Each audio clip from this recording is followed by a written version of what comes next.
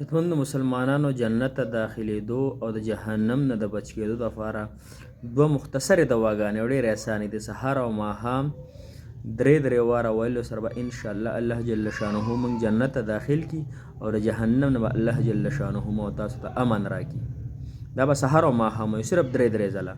او حدیث مبارک کې راځي وي دا د وجې څوک ووي نو جنت وي چې الله پاکه دې سړي زه ستا نه وغوښتم الله دې ما کې داخل کي، یعنی جنت کې داخل کې، نو الله جل شانه فرمایي دې ما داخل کو.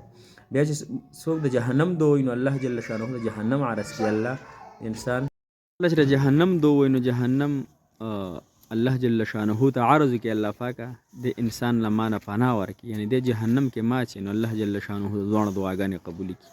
جنت ته داخلېدو دعا ده سهار ماښام درې وارې اللهم انی اسألک الجنه، یا الله ستانه سوال کوم چې ما جنت ته داخل کړي. او د جهنم نه د بچ کېدو دپاره اللهم اجرني من النار اللهم اجرني من النار. دا سهار او ماښام وایي ډېر لږ وخت پرې لګي، الله جل شانه به هغه ابد الآباد نعمتونه راکړي، هغه جنت خوشحالۍ به راکړي او همیشه هم د جهنم نه بچ کړي. جهنم ډېر سخت دی عزتمندو. یو ګوته موږ جهنم دې ورته دنیا ورته نشو نیولی. هغه حدیث مبارک کې راځي 3000 کاله بل شوی دی، 1000 کاله بل شو، هغه سپینو 1000 کاله بل شو، زیړو اوس 1000 کاله بل شوی تک تور دی. الله تعالی ټول مؤمنانو مسلمانانو له د جهنم نه پناه ورکړي. الله مو خوشحاله او آباد ساتي. جزاک الله.